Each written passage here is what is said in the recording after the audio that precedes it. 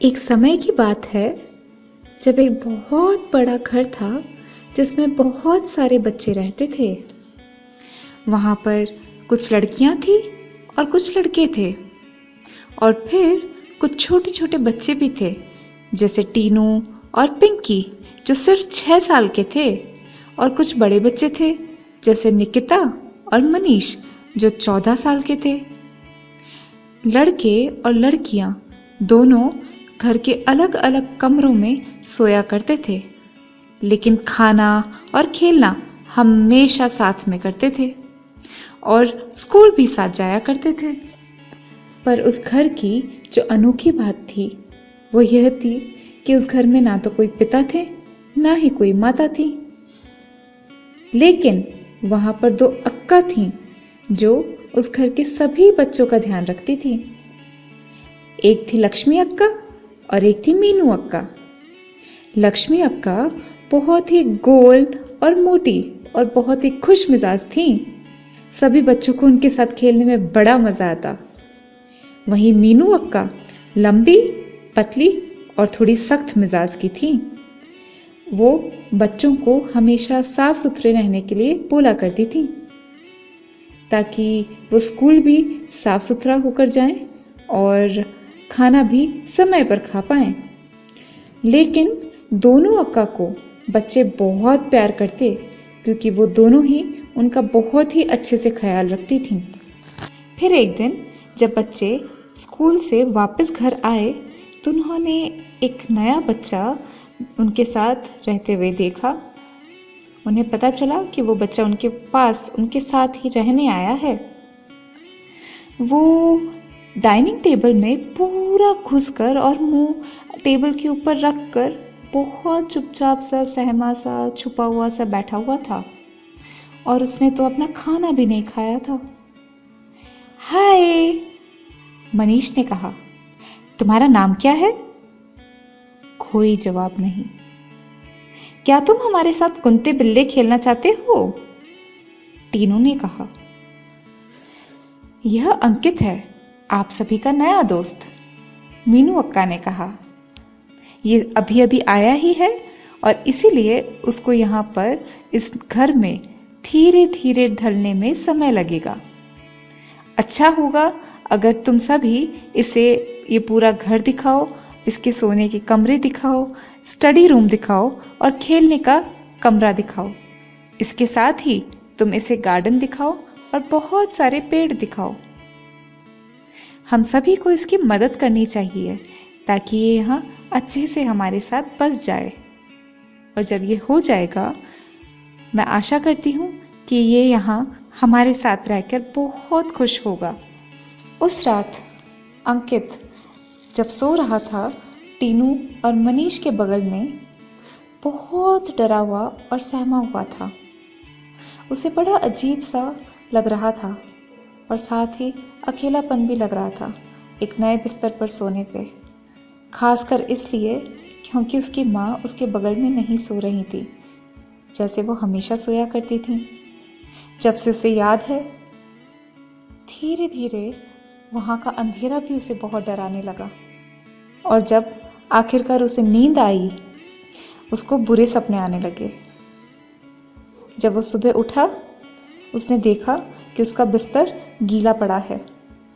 उसको बहुत शर्मिंदगी महसूस हुई और इस वजह से वो उस बिस्तर से उठा ही नहीं और बाहर निकला ही नहीं। जैसे ही उसने सुना कि बाहर कुछ बच्चे चटर पटर बात कर रहे हैं और स्कूल के लिए तैयार हो रहे हैं, फिर उनमें से एक ने आकर के उसको जगाने की कोशिश की और उसे बोला, गुड मॉर्निंग। लेकिन अंकित ने इस तरह से बर्ताव किया जैसे कि उन सभी को लगे कि वो तो सो रहा है। फिर कुछ देर बाद जब पूरा घर खाली हो गया, अंकित को लगा शायद सभी स्कूल चले गए होंगे। और जब वो यही सब ख्यालों में खोया हुआ था, लक्ष्मी अक्का वहाँ एकदम से आ पहुंची। जैसे ही वो उस बिस्तर पे बैठी, उस बिस्तर में से चूं चूं की आवाज़ आई। हेलो, उन्होंने प्यार से कहा। मुझे पता है कि तुम जाग चुके हो। क्या तुम तैयार होकर कुछ नाश्ता करना चाहोगे? नहीं, अंकित ने कहा, तकिए में पूरा अपना मुंह छुपाकर। मुझे अपनी माँ के पास जाना है। मुझे पता है कि तुम बहुत उदास हो, बहुत निराश महसूस कर रहे हो, बहुत परेशान हो अपने घर को छोड़कर यहाँ आकर, और तुम अपनी माँ को भी बहुत मिस कर रहे हो। लक्ष्मी अक्का ने धीरे धीरे अंकित के बालों पर अपना हाथ फिराया। पर मैं यहाँ पे क्यों हूँ? मेरी माँ कहाँ है? वो क्यों मुझसे दूर चली गई? अंकित ने रोते हुए कहा। मैं समझ सकती हूँ कि तुम्हें बहुत डर लग रहा है और तुम काफ़ी उलझन में हो यहाँ पर आकर, लक्ष्मी अक्का ने कहा। तुम्हें याद है कि तुम्हारी माँ जो है काफ़ी बीमार रहा करती थी, और जब वो अस्पताल में थी उस समय आप अपनी आंटी नीना के साथ कुछ दिन उनके घर पर रहने चले गए। डॉक्टर्स ने बहुत कोशिश की आपकी माँ को ठीक करने की, पर वो ऐसा नहीं कर पाए।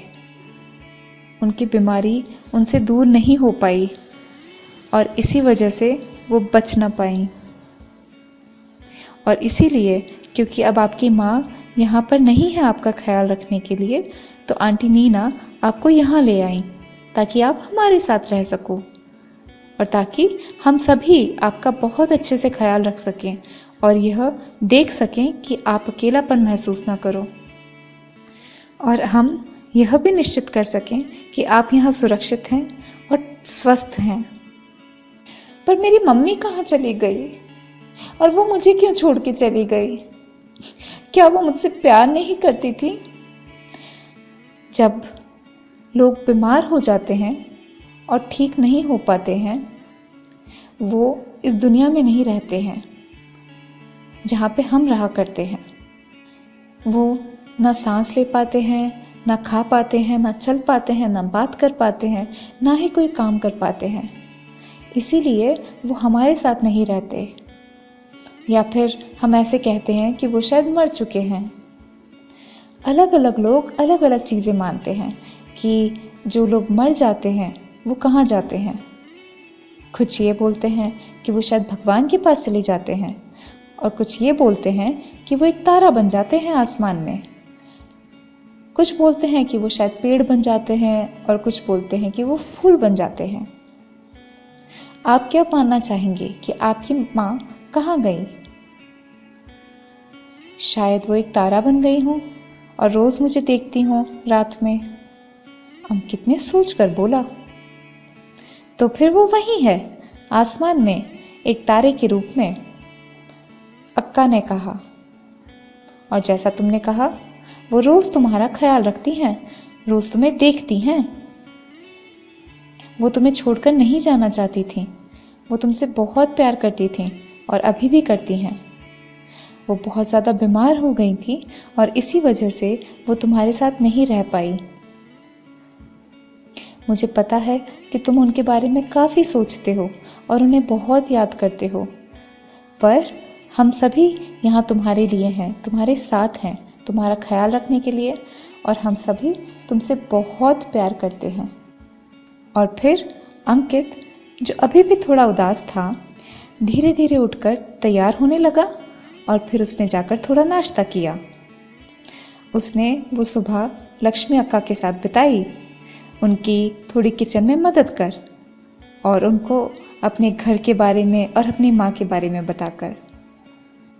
लक्ष्मी अक्का ने उसे यह भी कहा कि वो आंटी नीना से पूछकर और उनकी मदद मांगकर उनकी माँ की तस्वीर ले आएंगी ताकि वो उन्हें याद कर सके और बहुत मजबूत और बहुत बहादुर महसूस कर सके।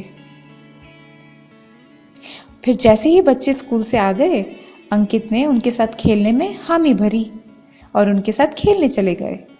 और फिर कई दिनों तक वो अंकित को अपने पसंदीदा पेड़ जो कि गार्डन में थे, कभी वो दिखाया करते, तो कभी छुपने की जगह, तो कभी विचित्र खेल खिलाया करते। अंकित अभी भी अपनी माँ के बारे में सोचता है और उन्हें बहुत याद करता है, लेकिन धीरे धीरे वो बेहतर महसूस करने लगा है और खुश भी रहने लगा है, क्योंकि उसे पता है कि यहाँ उसके पास दो दो अक्का है जो उसका ख्याल रखती हैं, और यहाँ पे इतने सारे बच्चे हैं जो उसके दोस्त हैं, जिसके साथ वो खेलता है। साथ ही अब उसका एक नया घर है और इतना बड़ा परिवार है।